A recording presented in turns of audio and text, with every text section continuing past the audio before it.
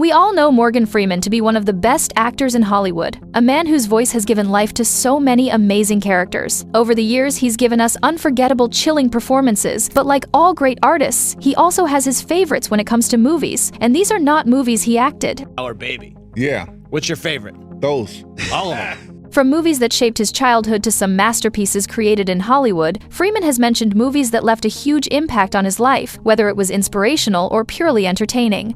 Here are 6 movies loved by Morgan Freeman. Starting with number 1, we have King Kong. They love you, I love you, we love you. For Morgan Freeman, the beauty of the cinematic world didn't arrive in some small way, it came crashing onto the screen with a roar. The very first film he ever saw was none other than the original King Kong movie from 1933. The box office. And the reason for that is, of course... Now, sit with that for a second. Most kids usually start their movie journey with a lighthearted cartoon or a family-friendly musical, but Freeman's very first taste of the large screen was a towering black and white monster epic, a film that redefined Hollywood itself. Imagine being a young boy sitting in the dark of a theater and suddenly seeing this enormous ape climbing the Empire State Building larger than life, terrifying yet fascinating. That kind of thing doesn't just entertain you, it grabs hold of your imagination and never lets go. I won't say anything bad either. For Freeman, King Kong wasn't just a movie, it was a revelation. He's spoken about how it completely captivated him, how it showed him what was possible when human creativity collided with storytelling. At that age, he probably didn't yet know he'd become one of the most recognizable voices and faces in cinema, but the seed was planted right there in that theater. It was the beginning of a lifelong relationship with the art of storytelling, one that would eventually shape his entire career. He once said in an interview with Rotten Tomatoes, "My number 1 favorite film was the first film I ever saw, which was King Kong. It's still, I think, the best King Kong." That statement says a lot. Not only was it his very first cinematic experience, but decades later, after seeing hundreds, if not thousands of films, it still held its place at the very top of his list. There's something powerful about that kind of memory, the way the images, the sound, and the sheer scale of Kong all stuck to the back of his mind. You can't blame him, though, for not getting over this movie even after decades have gone by. The movie was just so groundbreaking. Using stop-motion animation by the legendary Willis O'Brien, the movie brought a 50-foot gorilla to life in ways audiences had never seen before. For a little boy like Freeman, who would go on to make his career in an industry built on imagination, this was astonishing. It wasn't just a movie monster, it was proof that cinema could create entire worlds where fantasy and reality blurred in breathtaking ways. And here's the thing, Freeman has seen every remake of King Kong. He knows about the 1976 version, he's seen Peter Jackson's epic 2005 retelling, and yet he insists the 1933 original is still the best. That tells you something, if not everything, about his taste. He values originality, impact, and the emotions a story evokes over flashy special effects. Now moving on to number 2, we have High Noon. Okay, the eye patch is a problem. Yeah, it is, yeah. You don't like that. After being captured by the cinematic wonders of King Kong, the second movie that greatly captured the attention of Freeman is High Noon, which was released in 1952. This movie right here isn't your typical Western movie packed with shootouts and dusty, uncomfortable standoffs. Rather, it is a tense, character-driven story about courage, morality, and standing your ground, which are all values Freeman has always admired both on and off screen. At the center of High Noon is Gary Cooper playing Marshall Will Kane, a man who suddenly finds himself abandoned by the very community he has spent his life protecting. Left alone to face a vengeful enemy returning to settle old scores, Kane becomes a symbol of moral courage, a man who refuses to run even when the odds are against him. Seth created this character into that is. For Freeman, watching Cooper step into that role was nothing short of unforgettable. He's been very open about being a great admirer of Gary Cooper, and he often points to High Noon as one of his favorite films precisely because of the quiet strength Cooper brought to the part. In his Rotten Tomatoes interview, Freeman put it simply but powerfully. Gary Cooper's High Noon, a very interesting story of a man finding himself alone to face a man who hates him. For a young actor like Freeman, who was still discovering what kind of performances spoke to him, watching Gary Cooper must have felt like a masterclass in restraint. Cooper didn't need theatrics to command the screen, he wasn't flashy, and he never did the emotion thing. His presence came from stillness, and his authority from authenticity. That kind of grounded performance lingers long after the credits roll because it's rooted in truth, not showmanship. Anything to do with each other, actually. Freeman himself has always gravitated toward that same quality in his work. Whether it's the quiet dignity of Hoke in Driving Miss Daisy or the weary wisdom of Eddie Dupree in $1 Million Baby, you can see how Cooper's understated style may have left a lasting impression on him. But what makes High Noon truly remarkable and why it likely resonated so deeply with Freeman is the story behind the story. Released in 1952, the film was written during the height of the Red Scare in America, when Hollywood was under siege. Screenwriter Carl Foreman had been accused of communist sympathies and blacklisted, and many people saw High Noon as an allegory for that era of fear and betrayal. Like Marshall Kane, who finds his town too scared to stand with him, Foreman experienced colleagues who abandoned him when speaking out meant risking their careers. That subtext gave the film an added weight. It wasn't just a Western about good and evil, it was a mirror held up to society, asking tough questions about morality, loyalty, and courage. And that is exactly the kind of story Morgan Freeman has spent his entire career helping to tell. Again and again, he's chosen films that speak to integrity, justice, and resilience, even in the face of overwhelming odds. From Ellis Red Redding in The Shawshank Redemption to Nelson Mandela in Invictus, to countless roles where quiet strength drives the narrative, Freeman's characters carry the same DNA as Cooper's Marshall Kane. For Freeman, High Noon wasn't just a gripping Western. It was a moral drama, a lesson in acting, and a film that captured both the fears of its time and timeless truths about human character. Moving forward at number 3, Moulin Rouge. Rude and foul-mouthed, and yet such a big heart. When you think of Morgan Freeman's favorite films, you probably picture the usual black and white classics, gritty westerns, or sweeping epics with a moral core. But there is a twist here. Nestled among those timeless choices is Baz Luhrmann's dazzling Moulin Rouge from 2001. It's a film that practically explodes off the screen with color, music, and spectacle, a complete contrast to the quiet stoicism of High Noon or the pioneering adventure of King Kong.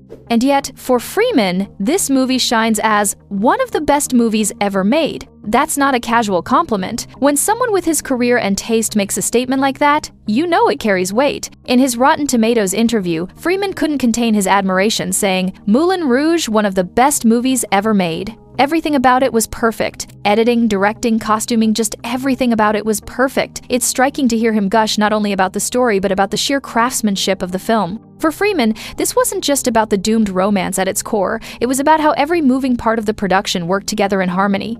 The seamless editing, the audacious set pieces, the bold costuming, the fearless directing, all of it created an experience that was immersive and unforgettable. 1979.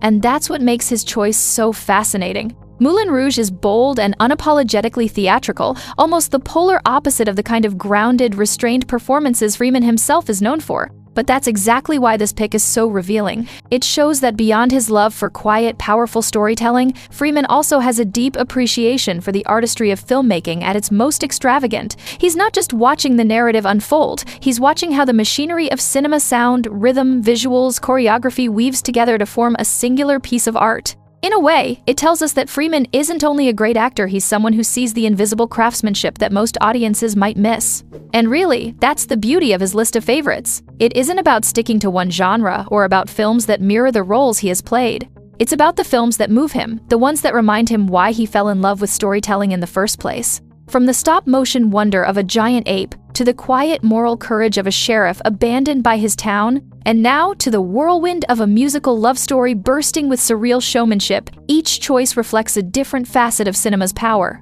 Freeman's love for Moulin Rouge reminds us that even the calmest, most grounded voice in Hollywood can still be swept up in the chaos of pure cinematic joy. And perhaps that's what makes him such a remarkable artist. He never stops being a fan. While we have been talking about movies acted by other actors, this list wouldn't be complete if we don't talk about one of Freeman's favorite movies that he has featured in. And that leads us to number 4, Driving Miss Daisy.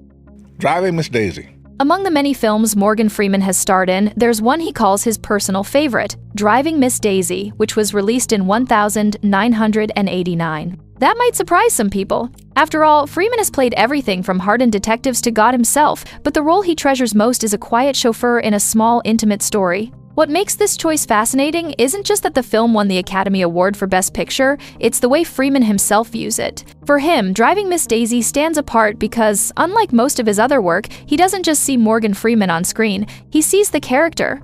Freeman has admitted that when he watches his films, he usually can't separate the performance from himself. Everything else "I just see me," he once said. But with Hoke Colburn, the humble, soft-spoken chauffeur he played opposite Jessica Tandy, it was different. The character felt far enough removed from his own life that Freeman could watch and recognize Hoke as someone distinct, someone real. That distance made the role deeply rewarding because it proved to him what great acting is meant to do: disappear into another person's skin. The film itself has had a complicated legacy. At the time, it was celebrated, winning 4 Oscars and earning Freeman wide praise for his performance. But in the years since, some critics have argued that its gentle approach to race made it feel safe, especially when compared to Spike Lee's Do the Right Thing, which was controversially overlooked at the Oscars that same year.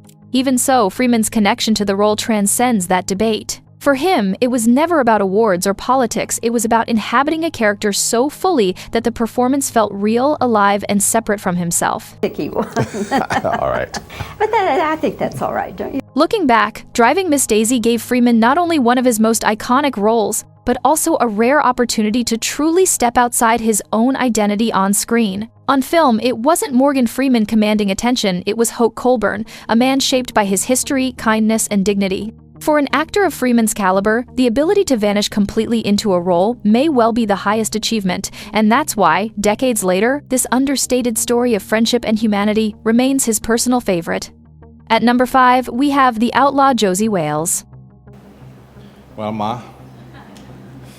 Morgan Freeman's admiration for the outlaw Josie Wales goes beyond just appreciating a good Western film. Directed by and starring Clint Eastwood, the movie tells the story of a man seeking revenge after his family is killed, only to find himself on an unexpected journey of connection and redemption. For Freeman, it's a film that sticks with him not just for Eastwood's iconic performance, but for the powerful relationships at the center of the movie.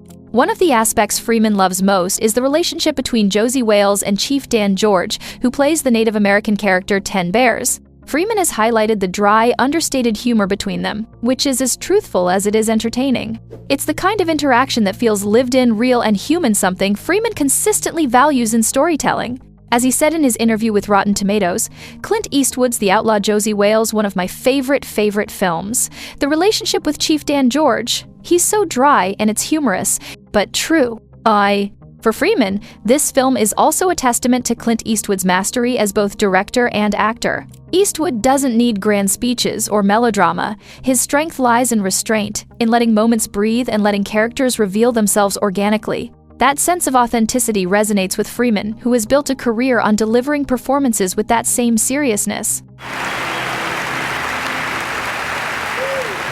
But perhaps the most compelling reason The Outlaw Josie Wales remains a favorite for Freeman is its blend of toughness and warmth. Josie Wales is a loner hardened by tragedy, yet the film is rich with small human moments, the subtle humor, fleeting acts of kindness, and the unexpected bonds that form along the way. It's a reminder that even in the harshest worlds, humanity and connection shine through. And for Freeman, whose own career has always balanced gravitas with heart, this film represents everything he admires in great cinema: strong storytelling, unforgettable performances, and a truthfulness that lingers long after the credits roll. Finally, for the last on our list, we have number 6, Moby Dick. This was something I heard from Mike Nichols. Released in 1956, this movie is a classic adaptation of Herman Melville's monumental novel. For Freeman, this film isn't just the story of a man chasing a white whale across the ocean. Rather, it's a showcase of cinematic craftsmanship at its finest. From the sweeping shots of the sea to the intricate staging aboard the Pequod, every frame feels meticulously built and implemented. At the center of it all is Gregory Peck's unforgettable portrayal of Captain Ahab, whose obsession drives the entire narrative. Freeman has often praised Peck for capturing the obsessive intensity of a man pushed beyond reason, creating a performance that is both commanding and deeply human. I have chariots, and it's like owning. What makes Moby Dick particularly memorable to Freeman is how it bridges literature and film. He has mentioned reading Melville's novel first, and witnessing its complex story translated so vividly to the screen left a lasting impression. The tension of the hunt, the enormity of the ocean, and the looming presence of the white whale all come together to create a cinematic experience that feels immediate and immersive.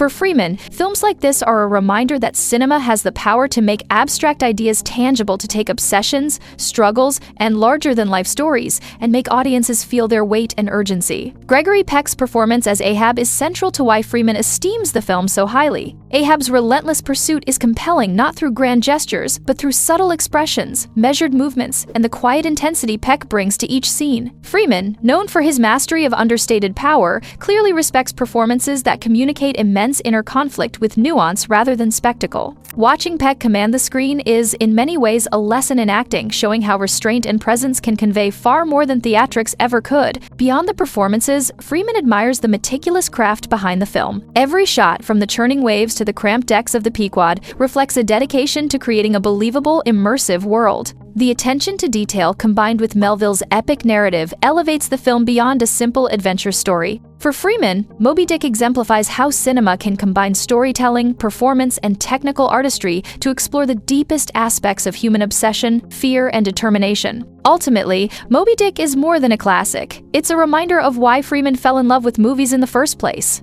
It demonstrates the magic of film, taking monumental, sometimes impossible stories and making them immediate, visceral, and unforgettable. For Freeman, the combination of imagination, artistry, and human performance creates a cinematic experience that transcends time. Watching it, he isn't just seeing a film, he's witnessing the full potential of what cinema can achieve. And there you have it, 6 films that Morgan Freeman calls his all-time favorites. From a towering ape in King Kong to the quiet depth of Driving Miss Daisy, each movie reveals a side of Freeman's love for storytelling, performance, and the magic of cinema that isn't talked about enough. These are the films that shaped him, inspired him, and stayed with him long after the credits rolled. So next time you watch one of these classics, remember you're seeing the movies through the eyes of one of Hollywood's greatest legends. Don't forget to like, share, and subscribe. We will see you in the next video.